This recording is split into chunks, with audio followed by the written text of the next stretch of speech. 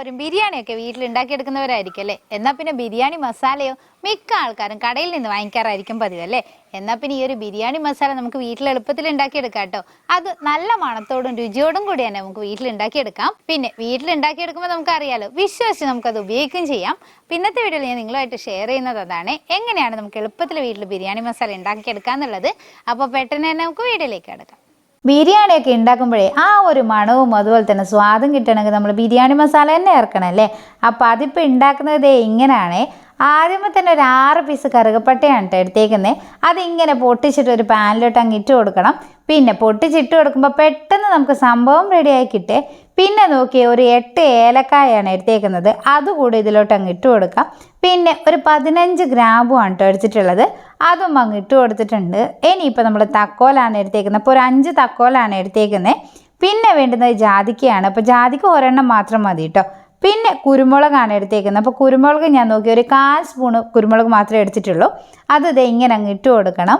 പിന്നെ മല്ലിയാണ് എടുത്തിട്ടുള്ളത്, അപ്പോൾ മല്ലി കുറച്ച് അധികം എടുത്തിട്ടുണ്ട് കേട്ടോ, ഒരു 2 സ്പൂൺ മല്ലി എടുത്തിട്ടുണ്ട്. അതും ഇങ്ങനെ അങ്ങ് നമ്മുടെ പാനിലോട്ട് ഇട്ട് കൊടുത്തു. പിന്നെ വേണ്ടുന്നത് പെരിഞ്ജീരകമാണ്, അപ്പോൾ 1 സ്പൂൺ പെരിഞ്ജീരകമാണ് എടുത്തേക്കുന്നത്. ഇനിയിപ്പോൾ സജീരകമാണ് എടുത്തേക്കുന്നത്. ഇപ്പോൾ സജീരകം എന്ന് പറയുമ്പോൾ നമ്മൾ കറികൾക്ക് ഉപയോഗിക്കുന്ന ജീരകമല്ല കേട്ടോ, സജീരകം എന്ന് പറഞ്ഞിട്ട് തന്നെ നമുക്ക് സൂപ്പർ മാർക്കറ്റിലൊക്കെ അവൈലബിൾ ആണ്.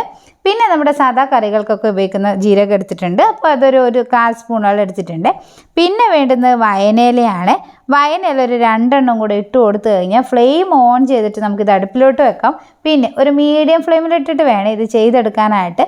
നോക്കിയേ, ഇങ്ങനെ അങ്ങ് ഇളക്കി കൊടുത്തുകൊണ്ടിരിക്കുമ്പോൾ നമ്മുടെ സംഭവമൊക്കെ റെഡിയായ ഒരു സ്മെല്ല് അങ്ങ് വരാൻ തുടങ്ങും. നമ്മുടെ മല്ലിയുടെയൊക്കെ കളറൊക്കെ ഒന്ന് മാറി വന്നിട്ടുണ്ടാവും കേട്ടോ. ഈ ഒരു സമയത്ത് ഫ്ലെയിം ഓഫ് ചെയ്തിട്ട് അല്പം ഒന്ന് തണിയാൻ വെക്കാം. പിന്നെ കൂടുതൽ നേരം തണിയാൻ വെക്കണ്ട കേട്ടോ.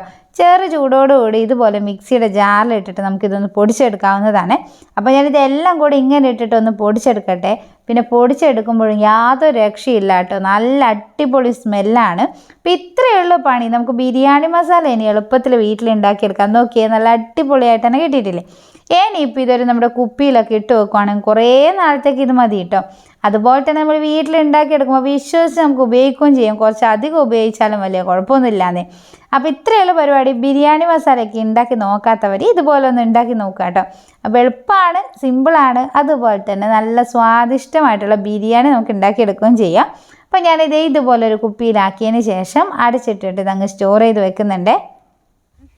അപ്പോൾ നമ്മുടെ ബിരിയാണി മസാല ഇത് ഇവിടെ റെഡി ആയിട്ടുണ്ട്. എന്താ മണം എന്നറിയാം. പിന്നെ ഇത് വെച്ചിട്ടുള്ള ബിരിയാണിയുടെ റെസിപ്പി നമ്മൾ അടുത്ത് തന്നെ അപ്ലോഡ് ചെയ്യുന്നതാണ് കേട്ടോ. പിന്നെ കൃഷ്ണാവ് എന്നുള്ള ഈ ഒരു പേജ് നിങ്ങൾ ഇതുവരെ ഫോളോ ചെയ്തിട്ടില്ലെങ്കിൽ ഒന്ന് ഫോളോ കൂടെ ചെയ്ത് സപ്പോർട്ട് ചെയ്യണേ. അപ്പോൾ നല്ല നല്ല വീഡിയോസൊക്കെ ആയിട്ട് നമുക്ക് അടുത്ത ദിവസം കാണാം. അതുവരെ ബൈ.